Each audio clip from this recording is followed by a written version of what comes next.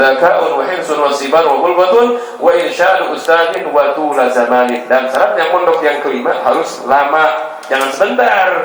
Baru mondok 2 bulan minta kawin, jangan. Baru 2 bulan ente ya Syekh, la tatazawwaj awalan, jangan nikah dulu. Berapa tahun mondok? Mondok 3 tahun, 4 tahun, bila perlu 12 tahun mondok ya.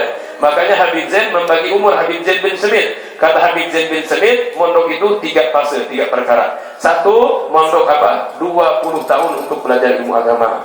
Berapa tahun? 20 tahun. Terus yang ketiganya 20 tahun untuk mengajar ilmu agama. Yang ketiganya lagi 20 tahun untuk ibadah.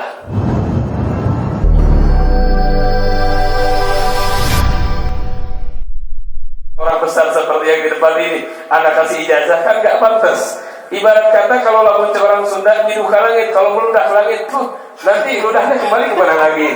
Ke muka. Begitu juga kalau ada ijazahkan mereka nanti ada kesetrum. Bukan mereka yang kesetrum. Sallallahu alaihi Nabi Muhammad. Jadi baca setiap harinya berapa kali? 100 kali. Bacanya ya mubdi'u. Apalagi kalau setelah zuhur 100 kali, setelah asar 100 kali, maghrib 100 kali, isya 100 kali, subuh 100 kali. Dan di antara keistimewaan ini orang apa? Wa huwa sayahsulu wa sayanalu al-kalimah al-gharibah, atau apa namanya al-kalimat al-gharibah, kalimat-kalimat bahasa Arab yang asing. Dia bakal pintar nanti ngarang syair, ngarang apa-apa yang asing-asing, nah, seperti kalimat-kalimat yang orang nggak tahu, dia sudah tahu karena dia sering mendawamkan dia mubdi'u. Nah, di pesantren para habaib ini diamalkan. 1, udah ngerti apa enggak deh? Nah, catat di buku dong, catat al-ilmu saidun wal kitabatu bainuhu qayyid suyudaka bil hibalil wathiqah faminal hamakati an tasida ghazalatan fatafukkaha bainal khalaiqi qaliqah. Catat di buku. Itu ijazah tuh, bukan dari anak. Dari siapa? Dari Habib Ali bin Hasan Al-Attas sahibul Mashhad, yaitu wali kutub, ulama besar, cucunya Habib Umar bin Abdurrahman Al-Attas yang berada di Mashhad di dalam kitab Aqiyatul Haniyah. 1, santri zakaun, harus cerdas. Yang kedua, santri sifatnya wahirsun, haus. Harus haus santri itu, bawa buku, coret-coret nggak apa-apa. Meskipun dia dengar cerita, misalkan Habib cerita bulan ini, Jumat ini nih, cerita A. Nanti Jumat yang akan datang Habib cerita A lagi. Kok Habib cerita yang kemarin-kemarin masih diceritakan? Kan kemarin udah. Walaupun ceritanya berulang kali, jangan merasa bosan. Di antara ilmu yang bermanfaat orang itu apa? Mendengarkan cerita UI, kan cerita udah diceritakan, kok diceritain lagi, tapi tetap dia haus.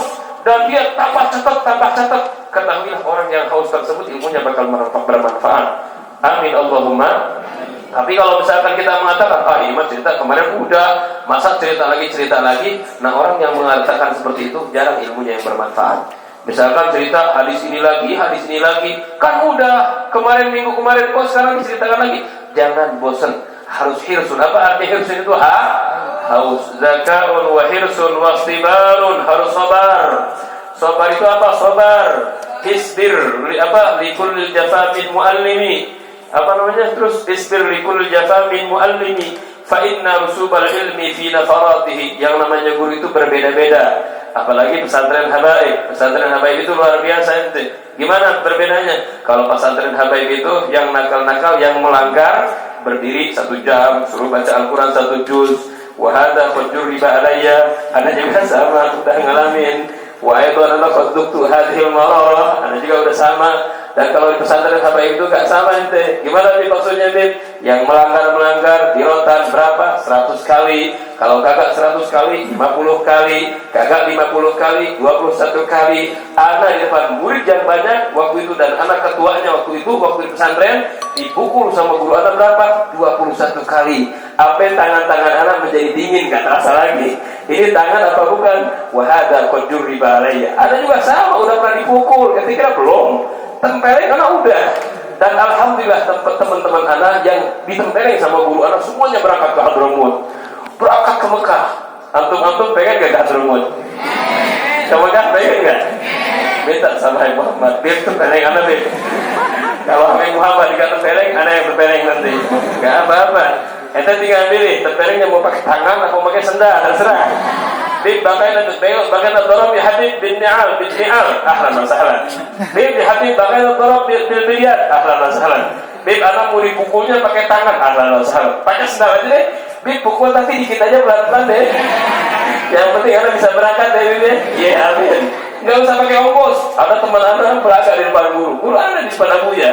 Belaga ceritanya. Guru anak alumni Sayyid Muhammad Al-Maliki. Antum semua udah pernah kenal. Gak usah diceritain guru anak siapa ya. Kalau diceritain nanti penasaran lagi pengen kenalan sama beliau. Gak usah deh. Nah ini guru anak nih, ada santri teman anak ada di kelas anak. Ceritanya kalau orang biasa dihajar depan guru, lari cepat-cepat, jangan menyodorkan dia punya muka. Ini mah kagak, udah dihajar disodorin lagi muka, udah gitu tunduk lagi, dihajar dari bawah, dari bawah dihajar, patah giginya satu. Berapa tahun langsung berangkat ke Hadramut. Amin Allahumma. Kalau antum pengen berangkat Hadramut udah, ini fadl ya hati berkah hati. Gak apa-apa ya. Cuman kalau yang namanya santri harus dimuliakan, harus dimuliakan. Anak punya Habib Umar seperti Habib Umar bin Hafid. Ada santri datang ke Habib Umar, Bib, anak minta kitab Bib. Habib Umar dicari di itunya di kamarnya nggak ada. Habib Umar langsung keluar nyari kitab. Jadi santri itu harus dimuliakan, harus dimuliakan. Tapi kalau misalnya yang namanya santri harus nurut dengan peraturan guru. Kalau misalkan nggak nurut, ya udah di apa? Di rotan. Di sini pakai rotan nggak? Pakai, harus pakai. Nggak pakai, apalagi habaib ya. Habaib nggak pakai rotan, kelas. Anak Ibnul Muluk, anaknya aja biasa. Nggak ada ya, sama semuanya. Mau habibnya, mau bukannya. Kalau di pesantren harus ikutin peraturan. Nanti insya Allah yang nurut dengan peraturan pulang bakal diangkat derajatnya oleh Allah Subhanahu Wa Taala. Amin Allahumma. Zakaun wa hirsun wa sibarun. Yang keempatnya wa bulghotun. Apa artinya bulghoh? Bulghoh itu santri harus punya bekal. Yang namanya santri kalau misalkan mondok dia harus punya bekal. Bekal untuk apa, Bib?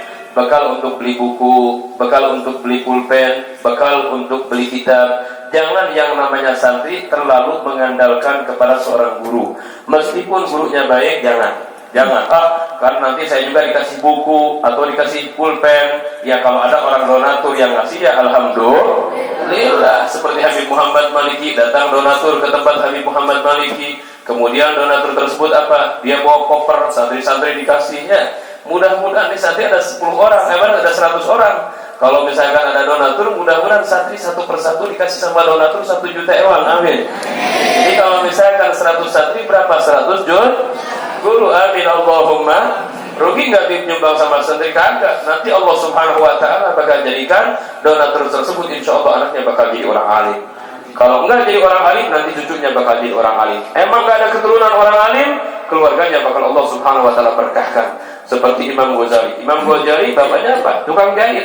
Tapi Allah Subhanahu Wa Taala angkat derajat Imam Ghazali. Kenapa? Karena bapaknya kalau selesai menjahit, uangnya tersebut kalau dapat 50.000, 25 bagi-bagi untuk 25 lagi untuk keluarganya, sisanya baru untuk Imam Ghazali. Sampai Imam Ghazali menjadi orang terbesar, terkenal. Padahal bapaknya bukan orang alim, cuma tukang orang jahit. Dan adanya Imam Ghazali namanya Ahmad. Beliau lebih dahulu memiliki ilmu mukasyafah, ilmu yang pintar. Imam Ghazali pernah mengimamin Imam Ahmad di belakang. Setelah Imam Ahmad menjadi makmum, dulunya nggak pernah bermakmum. Cuma setelah Imam Ahmad bermakmum kepada Imam Ghazali, Imam Ahmad langsung niat mufaraqatus shalah. Apa niat mufaraqatus shalah? Salatnya pisah. Kata Imam Ghazali, ini adik saya belum pernah bermakmum. Suatu waktu dia bermakmum, tiba-tiba dia mufaraqatus shalah. Kata siapa? Kata Imam Ghazali. Imam Ghazali kesal. Ditanya, ya Ahmad, engkau ini belum pernah bermakmum sama saya. Kenapa pas giliran bermakmum engkau katanya niat mufaraqah sama saya, berpisah waktu sholat, padahal sholat saya sebelum beres? Apa kata Imam Ahmad? Wahai Imam Ghazali, katanya, wahai kakakku, aku lihat dari ujung rambut kamu sampai ujung kaki berlumuran darah semuanya, katanya. Dan bermakmum kepada orang yang banyak darah itu tidak sah di dalam sholat, kata Imam Ahmad. Kata Imam Ghazali apa? Emang benar, waktu anak tadi sholat anak memikirkan masalah haid, katanya. Jadi kelihatan semua darahnya.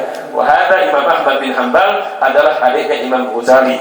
Dan Imam Ghazali beliau mengatakan, tolaktul ilma li ghairillah fa abal ilmu illa an yakuna lillah. Saya mencari ilmu li ghairillah. Tadinya tujuannya bukan karena Allah. Orang-orang dulu yang mondok dikasih makan gratis, dikasih minum gratis. Nah Imam Ghazali kayak gitu, mencari makan, cari minum kayak gitu. Fa abal ilmu illa an yakuna lillah.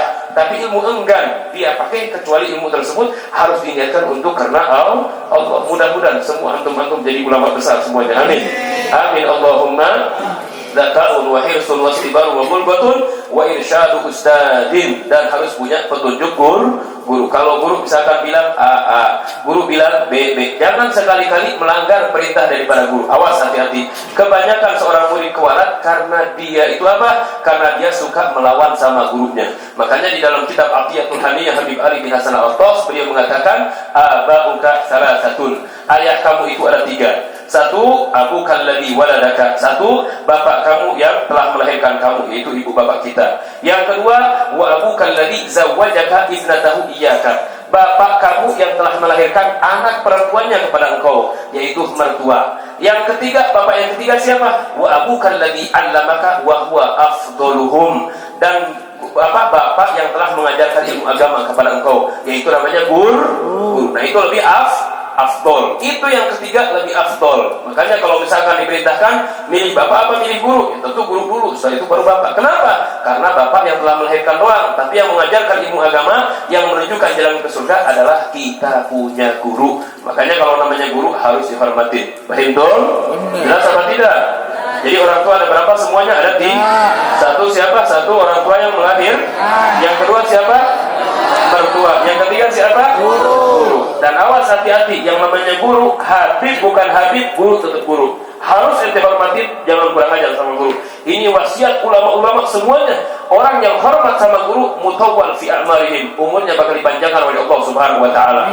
Awas, hati-hati. Imam Suki beliau mengatakan, dzanbun 'ala syekh dzanbun la taubatalah. Dosa kepada seorang guru, dosa yang enggak bisa ditobatin. Awas, hati-hati. Walaupun ente pulang ke rumah punya pesantren lebih besar daripada guru ente, lebih alim, lebih luar biasa, dihormatin sama orang, guru ente tuh guru ente. Kalau datang, itu jangan pulang-balik. Ya, di dalam kitab Ta'limul Muta'allim ada orang, dia ini banyak majelis yang baju salinnya bagus, ibu-ibunya bagus, bapak-bapaknya bagus, luar biasa hebat nih orang. Cuman dia penyakit satu, dia enggak pernah kunjungin atau jengukin dia punya guru, enggak pernah ziarah.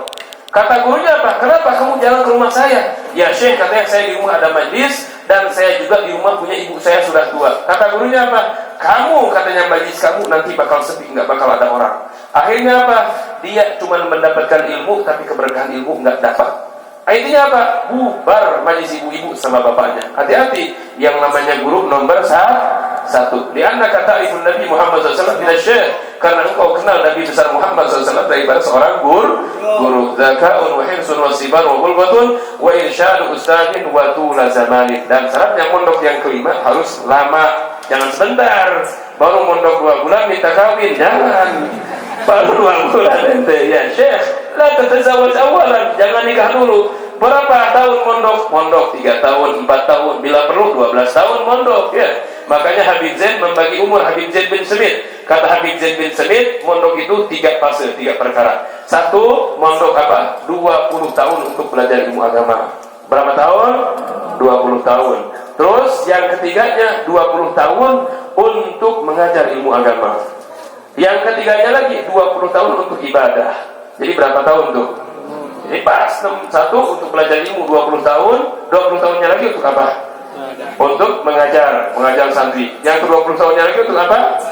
Khalas, itu tiap perkara harus dibagi. Kalau enggak, nanti acak-acakan. Baik dong. Nanti apa enggak semuanya nih? Jadi ada ulangi lagi tadi. Tadi wiridnya apa yang harus dibaca? Ya Mubiu. Berapa kali dibacanya?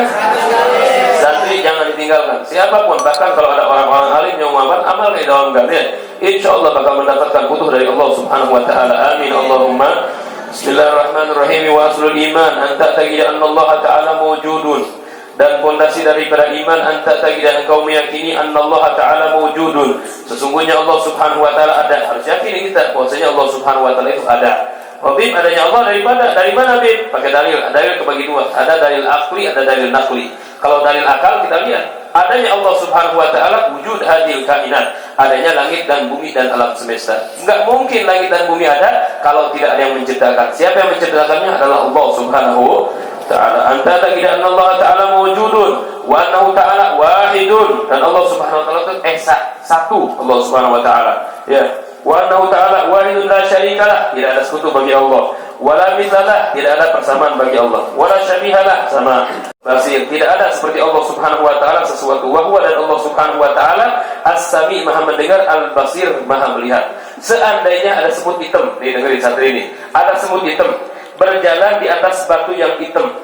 Terus apalagi di waktu malam yang gelap gulita, Allah Subhanahu wa taala yasma sauta dari banamlah. Allah mendengar suara daripada langkahnya semut tersebut. Semut hitam di atas batu yang hitam dan di hari yang gelap gulita. Kalau kita melihat apakah enggak kira-kira? Enggak bakal, tapi Allah Subhanahu wa taala ngelihat.